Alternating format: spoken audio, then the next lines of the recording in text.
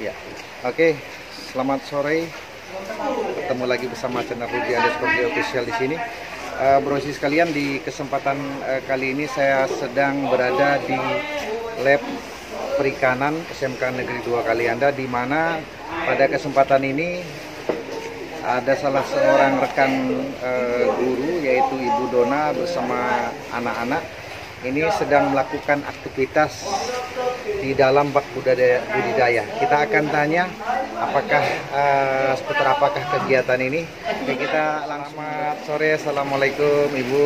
Waalaikumsalam warahmatullahi wabarakatuh. Iya ya, saya dari luar tampak melihat ini anak-anak sedang melakukan apa nih Bu, kalau boleh tahu? Ini anak kelas 12 APL 2 sedang melaksanakan kegiatan panen dalam pemeliharaan udang yang seharusnya mau dipanen pada umur 110 hari. Iya. Tapi ini baru 30 hari udah kita panen. Karena baru dipanen cepat, kenapa kira-kira Bu?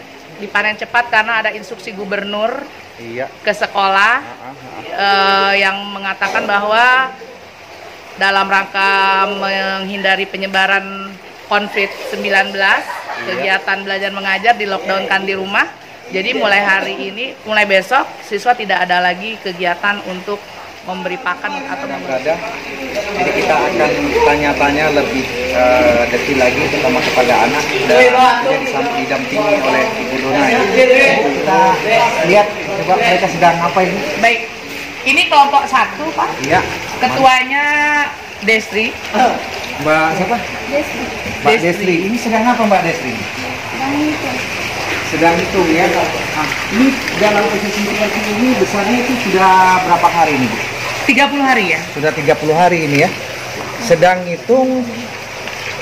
Terus kalau sudah dihitung mau dibandingin sama petani tebar. Oh, jadi waktu tebar berapa, panen berapa, nanti mortalitasnya ketahuan berapa yang oke. Kita lanjut lagi. Ini kelompok 2, ketuanya Gusti Ayu. Mana Mbak Gusti? Mbak Gusti ini. Bu Dona. Iya. Kalau saya perhatikan antara besaran yang di sana, yang di sini ada perbedaan tetapnya Bu. Iya. Kira-kira sama umurannya atau berbeda nih? Gusti bisa jelasin? Ya silakan. Ini ukuran udangnya sama Pak. Ukuran udangnya maksudnya pada tebarnya sama, seperti tebar pada hari yang sama. Pada hari yang sama. PL berapa kemarin waktu ditebar? PL 12. PL 12. Jenis udang apa nih kira-kira? Paname. Paname ya? Ngomong nih. Ngomong jenis udang apa? Bro sekalian, jadi ini jenis udang Paname. Ini dari mulai ditebar PL 12 sampai saat ini panen sudah 30 hari. 30 hari. Ya.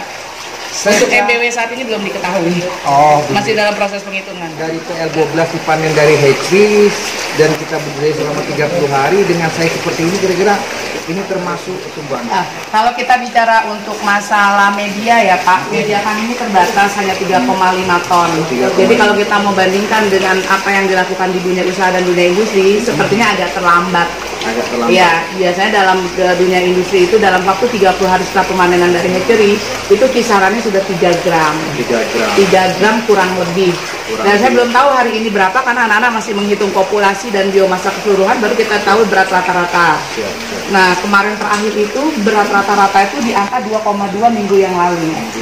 2,2. Posisi SMK Negeri 2 ini jaraknya dari laut agak jauh. Nah, itu bisa saya bayangkan ini suatu proses yang tidak mudah bisa seperti ini. Itu nilai plus. Dan saya perhatikan anak-anak di sini cukup nyaman sepertinya. Mereka seperti semangat sekali ini Bu. Kira-kira bagaimana sejauh siapa yang bisa saya tanya? Kira-kira proses pembelajaran yang seperti ini senang atau tidak? Sondang mungkin bisa mewakili teman-temannya ini. Pak Rudi akan bertanya kepada Sondang. Sondang kelas berapa ini? Kelas 12 APL 2. Berarti kelas 11-nya dulu prakerja ditambah di hatchery. Nah, kira-kira Mbak Sondang, ini kan pembelajaran yang seperti ini artinya tidak hanya secara teoritis diberikan oleh guru di kelas, namun kalian langsung praktek di lapangan, walaupun dengan keadaan kapasitas yang kecil seperti ini. Kira-kira menurut Mbak Sendang sendiri apa yang dirasakan dari pengalaman seperti ini? Banyak dapat ilmunya, berbagi gitu dari lapangan ke sekolah kan diterapin. Jadi gunanya KTK itu kan diterapin ke sekolah buat dikembangin di sekolah. Jadi ilmu yang kita PKR didapat dikasih ke sekolah. Jadi kan ada 4 kelompok tuh Pak, itu perbandingan. Jadi selama kita PKR itu kan ada yang berbeda tempat PKR ini. Jadi dari tempat PKR kelompok 1 ini gimana cara pembuatannya, cara medianya gitu, cara pengembang biakan mereka, ya udah jadi beda-beda. Baik. Bu Dona, kalau untuk pakannya sendiri kita pakai pakan apa ya? Kebenaran pakai pakan produk CP ya. Produk CP kelasnya nggak yang paling bagus. Yang paling bagus itu Irawan. Kalau nggak salah itu namanya Marin ya. Marin CP. Jadi saya treatmentnya kebenaran nggak saya kasih pakan alami lagi. Jadi langsung seperti pakan buatan langsung dengan program pakannya itu manajemennya itu pakai blind feeding. Blind feeding itu program blind feeding itu memberi pakan kepada udang tanpa memperhatikan dia mau makan apa enggak. Yang pasti kecukupan dia untuk makan dari kita mengenal namanya FR feeding rate, persentase feeding rate itu. Jadi itu kayak ada semacam rumus ya kayak rumus blind feeding itu. Jadi awal pertama itu feeding rate itu bisa sampai 112%. Nah, dan setiap hari feeding rate akan menurun, tapi kan akan bertambah bobot terus menerus, sehingga dia akan pakan harian itu akan bertambah. Jadi konsep blind feeding itu adalah kita tidak memperhatikan udang itu mau makan apa enggak, yang pasti kita menyediakan kira-kira untuk bertambah berat per hari itu dia butuh pakan seperti itu gitu. Dari dasar feeding rate tadi lah, kira-kira berapa yang kita berikan gitu. Iya gitu. Kemudian Bu, karena pakan yang diberikan adalah bukan pakan alami, pakan buatan. Kira-kira untuk permasalahan amoniak yang timbul dari endapan pakan dan sebagainya, apa yang anak-anak lakukan selama kita memberikan probiotik Panapro. Itu juga harus kerjasama antara SMK Negeri 2 dengan PT Sentral Bali Bahari. Jadi Sentral Bali Bahari itu kebenaran perusahaan yang memproduksi probiotik. Dia masih satu perusahaan dengan Sentral Proteina Prima, dengan yang di Tanjung Bintang tuh apa namanya pakan juga itu ya. Satu grup CP, di mana dia memproduksi Vanapro probiotik untuk mengatasi amoniak dan untuk mengatasi total amoniak bebas di dalam air itu. Nah, jadi kami bekerja sama, kebetulan kami ada ketua kelompok nih Pak. Ketua kelompok ini diundang sama CB karena saya melayangkan surat permohonan kerjasama. Intinya sih meminta bantuan probiotik, lalu mereka ingin memberikan kuliah singkat ketua kelompoknya itu kuliah ke sana. Nah, nanti dikasih tahu aplikasinya dan kita terapkan untuk membuat kolam ini amoniak itu bisa terkeluar. Kamu ke sana. Ini sama ya, sedang proses sampling juga ini ya? Ya. Penghitungan. Ya, proses Penghitungan populasi. Nanti setelah populasinya sudah terlihat berapa mortalitas dan survival rate-nya, nanti baru kita akan timbang berapa biomasanya, lalu kita akan bisa tahu berapa berat rata-rata dari udang ini. Karena mereka nanti ada kewajiban untuk membuat kurva pertumbuhan dari pertama kali tebar sampai hari ini mereka sudah 4 kali sampling. Baik. Oke. Tadi pakan sudah saya tanyakan. Terus satu lagi, saya ingin bertanya. Kita tahu bahwa SMK Negeri 2 ini kan belum ada semacam bibitnya atau hybrid. Bibitnya sendiri didapatkan dari mana? Seperti yang saya bilang ya Pak, kita SMK 2 ini apalagi dengan himbauan dari Nadiem Makarim untuk bisa ke depannya itu sekolah itu berbasis industri. Jadi menurut saya sekolah di SMK itu mau nggak mau kita tuh harus membuka diri seluas-luasnya dengan industri. Dan saya selalu menempatkan diri ketika saya ke industri itu adalah bagaimana kita menempatkan seperti gelas yang kosong, karena memang kita harus belajar dan kita harus minta bantuan di industri. Jadi untuk pengadaan benur ini alhamdulillah saya juga dibantu oleh PT Krakatau yang bergerak dalam bidang hatchery. Di situ ada manajernya namanya Pak Khalil AND dari Situbondo itu ngajak bekerja di sini untuk menangani di hatchery PT Krakatau. Jadi untuk permasalahan budidaya udang yang ada di SMK Negeri 2 ini kita selalu memasang kerjasama dengan PT Krakatau tersebut. Jadi dia yang menyediakan benihnya tanpa bayar, Kak. Panapro pun juga tanpa bayar. Panapro tanpa bayar. Saya selalu melakukan permohonan bantuan. Artinya saudara sekalian, alhamdulillah daya dukung industri yang ada di Lampung Selatan, ada bidang pendidikan seperti yang dibicarakan oleh Pak Bodona, itu kita patut apresiasi. Yang mudah-mudahan ke depan ini dengan peran serta industri dan semua pihak yang menginginkan tentunya Lampung Selatan, karena dari apa yang saya tahu Lampung Selatan ini potensi perairan bersama pantai lautnya itu sangat potensial. Salah satu usaha yang potensial ke depan yang sangat mungkin untuk kita kembangkan adalah di bidang perikanan khususnya di tambak udang. Oke, Ibu Dona, saya melihat anak-anak yang terlibat di sini ini kan tidak satu atau dua aja, satu kelas mungkin ya. Iya. Perwakilan kelompok ini Pak, karena kita mengikuti instruksi gubernur kan tidak boleh berkumpul ramai. Seharusnya ada 28 anak, tapi perwakilan hanya 12 anak. Maksud saya yang ingin saya katakan, bagaimana di dalam tentang waktu kan sudah 30 hari ya.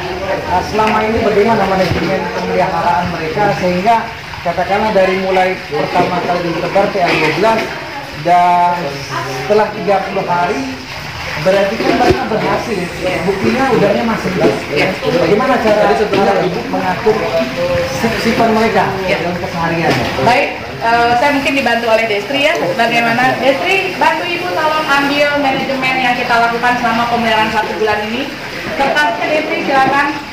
Destri bisa dijelaskan kepada Pak Rudi bagaimana selama 30 hari ini kita membagi waktu atau bisa bertahan 30 hari ini dan bisa hidup dari silakan terangkan kepada Pak Rudi apa yang kita pantau, bagaimana pembagiannya, silakan. Ini ada jasa pikir. Setiap hari waktu yang dicatat itu dari gramnya, nilainya, populasinya.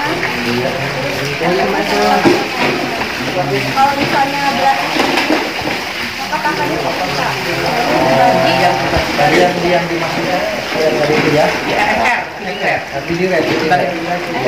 Bagian tugasnya itu kan satu kelompok 7 orang. Satu kelompok 7 orang. Jadi kan 3 kali pembagian pagi, siang, dan sore.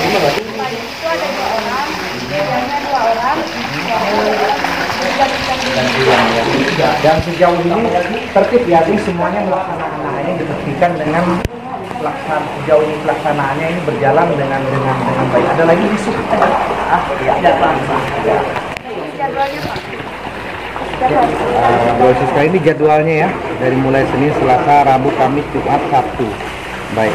Ini yang bertugas ini. Sampai Minggu Pak. Sampai Minggu. Sampai hari libur. Sampai hari libur. Selain itu yang ditambah Selain itu yang dipantau ada saluran, suhu, sama setiap harinya dipantau nih Pak. Salinitas, suhu, ya. Terus itu. Kalau di bawah 28 itu udah termasuk rawan pasalnya kan kedinginan. Iya. Jadi nafsu makannya berkurang. Iya. Jadi harus di atas 28. Iya. Oke. Brosur sekalian, jadi salah satu yang saya tangkap bahwa dengan rutinitas seperti ini, seperti tadi yang Mbak katakan tadi, Mbak Destri katakan bahwa pentingnya di udang ini adalah suhu. Kalau suhunya dingin dia tidak nafsu makan. Nah, ini salah satu indikasi bahwa anak-anak sendiri dengan membiasakan diri berinteraksi langsung, artinya langsung terjun walaupun dengan skala yang kecil seperti ini, mereka secara tidak langsung sudah mulai mengenal seperti apa sih cara berbudidaya cara budidaya yang baik dan seperti apa. Nah, tentunya dengan harapan apabila nanti mereka, karena mereka kelas 12 setelah lulus, mereka betul-betul jadi tenaga tenaga kerja yang siap di dunia kerja. Iya betul. Ya Pak. Di dunia kerja. Gitu ya tentunya Bu Dona. Iya. Harapannya begitu. Harapannya begitu. Oke Bu Dona, terakhir kira-kira kendala yang dihadapi selama ini sebagai bahan masukan ini apa? Ataupun artinya sejauh yang sudah saya lihat, saya amati, ini sesuatu hal yang sangat luar biasa. Tentunya karena kita adalah seorang pendidik, tapi tidak boleh berhenti terus kita menggali. Harapan ibu ataupun dari apa pengalaman sudah apa yang bisa disampaikan? Karena kita letaknya dari laut itu jauh ya. Sebenarnya kalau kita mau bergerak sampai benar-benar berhitung seperti punya usaha dan industri untung dan rugi, kita tetap masih rugi karena kita air laut itu mendatangkannya jauh, perlu mobilisasi yang cukup memakan dana yang besar Pak, gitu. Jadi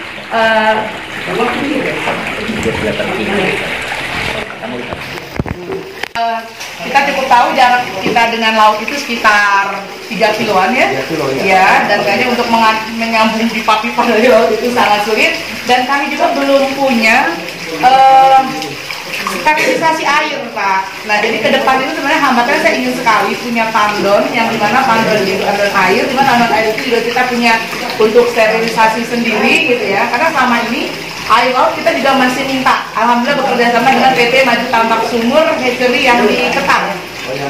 Jadi untuk melaksanakan waktu ini 3 industri yang saya libatkan, PT Maju Tambak Sumur sebagai penyedia air laut, terus PT Krakatau selaku penyedia benur, dan PT CBB sebagai pembantu probiotik. Jadi untuk melakukan kegiatan ini memang kita harus membuka diri ke dunia usaha dan industri. Jadi ke depan kita masih punya mimpi, kita bisa ambil air laut lepas, dan kita juga punya kayak penyaringan sterilisasi air itu kita punya gitu.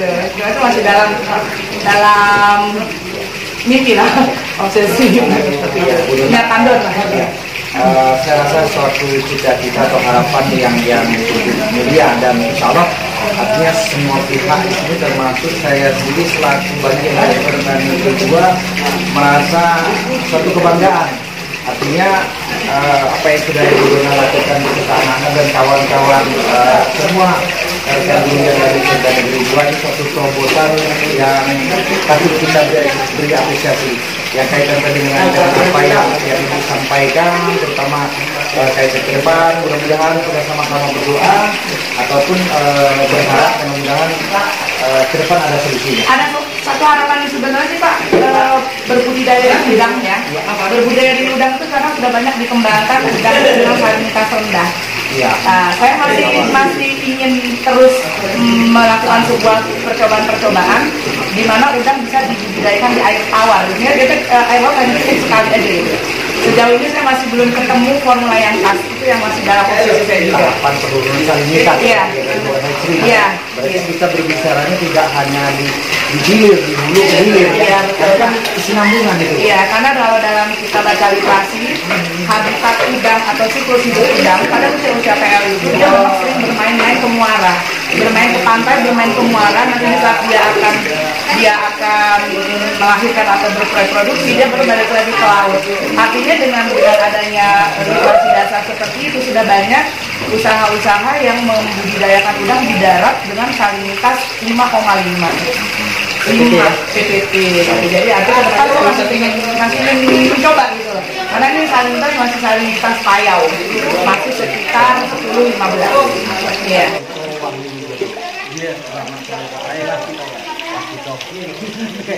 Pak Waskito tadi sudah dijelaskan oleh Bu Dona bahwa untuk pelaksananya program belajar mengajar yang seperti ini, Bu Dona katakan ada 3 industri yang membantu beliau. Di antaranya adalah PT Maju Tambak Sumur, penyedia air laut, PT Krakatau, penyedia benur, dan PT CBB, CBB, penyedia Tanapro, probiotik Tanapro. Bibliotek Panakot. Tentunya ini keterkaitan langsung dengan Pak Waskito selaku Wakabumah ini. Bisa dijelaskan? Kita untuk kerjasama ya, kita harapkan nanti ke depannya adalah kerjasama untuk yang berkelanjutan. Jadi tidak hanya sebatas untuk UKK ini aja, ya. Nanti ke depannya adalah untuk kerjasama siswa-siswa kita, baik itu magang maupun belajar di industri, ya. Termasuk tidak menutup kemungkinan guru-guru kita, ya, karena kan di sekarang perkembangan teknologi ya, yang semakin maju, di kanan pun semakin maju, sehingga ada teknologi yang lebih baru lagi yang harus kita gali supaya anak-anak kita ini lebih maju lagi. Harapannya dari kegiatan ini semoga dapat berlangsung dan menghasilkan produk yang bisa dibandingkan. Baik, saya sepakati untuk hal tersebut dan tentunya ini butuh kerja sama atau kerja keras kita semuanya. Tidak hanya Pak Waskito kalau kita bicara di SMA Negeri 2 yang membidang masalah Wakabumah, tidak hanya Bu Dona, kita semua ini. Karena saya yakin untuk mencapai suatu tujuan besar itu butuh energi yang besar. Betul. Pemirsa sekalian, Pak Waskito sesuai dengan tadi saya sudah berbicara banyak dan menggali informasi dari Bu Dona. Terima kasih Pak Waskito atas kesempatan dan waktu yang diberikan kepada saya. Mudah-mudahan apa yang kita gali di kesempatan sore hari ini, terutama kegiatan Bu Dona dan anak-anak khususnya di Pusat Perikanan ini memberi manfaat. Dan tadi sudah dijelaskan secara panjang lebar oleh anak dan juga oleh Bu Dona. Ya mungkin demikian. Terima kasih. Saya ucapkan bila Assalamualaikum warahmatullahi wabarakatuh.